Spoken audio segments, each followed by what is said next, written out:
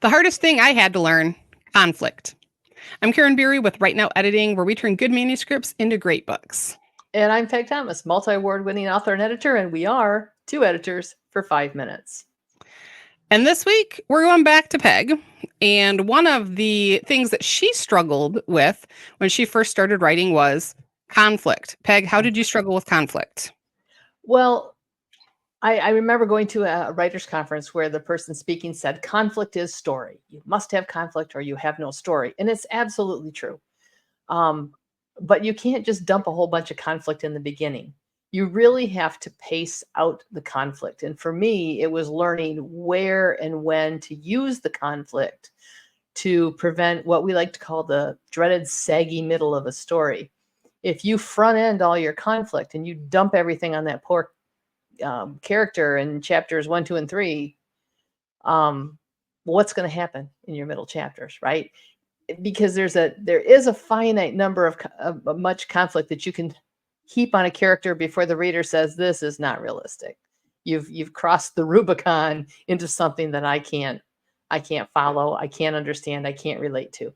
So to me, it became basically a system of pacing the conflict out. And when I learned more about story structure, for me, what made sense, a lot of people talk about a 3-act book where the middle act is twice as long as the two ends. So I came across somebody who went by a 4-act book, which made so much more sense to my mind, because then I'm at 25%, I'm at 50%, I'm at 75%.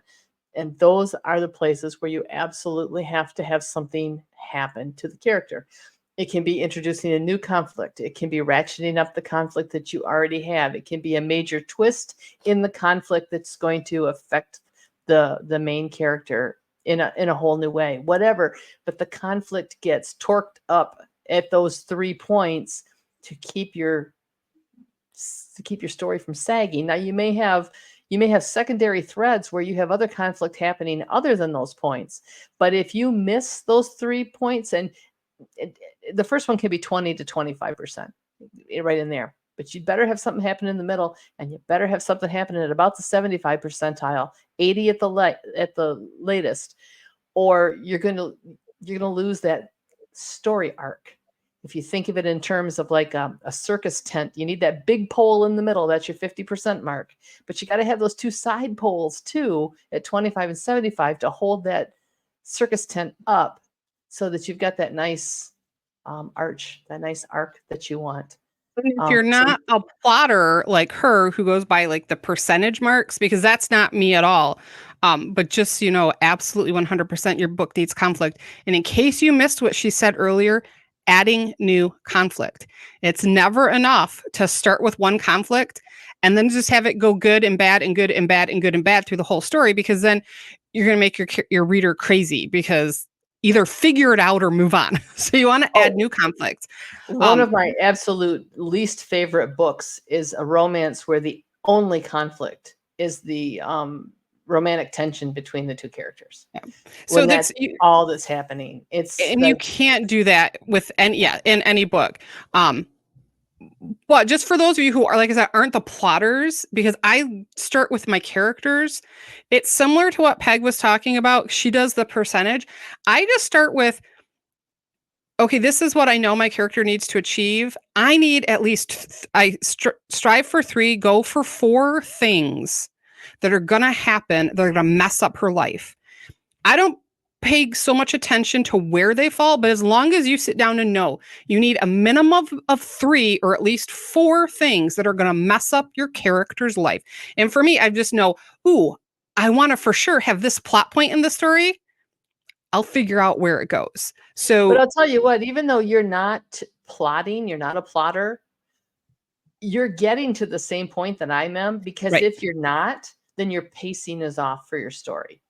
So even pantsers, while they don't think in terms of percentiles, they still have to get it there, because if they don't, you're going to have readers saying, oh, the story really slowed down, it got boring, I lost interest. So you can do it more analytically like I do, or you can do it more intuitively. But in the end, you still have to have these conflicts or changes in conflict in these places in order to tell a cohesive story with a good story arc. Absolutely. So, what are some of the tips that you have for kind of figuring that out? There's some really good books out there. One of my favorite is Save the Cat Writes a Novel, which it talks a lot about conflict and how to keep popping things up. And I really like that one. I like the snowflake method. I don't use it quite the way Randy Ingermanson lays it out, but I still get good stuff out of there. And the story equation is another one that, again, I don't really write quite that way, but it helps me, reading it. I got things out of that. And Plot and Structure is another book. So there are good books out there that basically all say the same thing. They kind of come at it from a different angle. And because we all learn in different ways, it helps, I think, to read like 3 or 4 books on this topic so you can find out which way it fits better with your writing style. And that's it. We're out of time. All right, we'll come again next week and we'll talk about some of the stuff that I couldn't figure out. I'm Karin Berry. And I'm Peg Thomas, and we'll see you next time. Bye.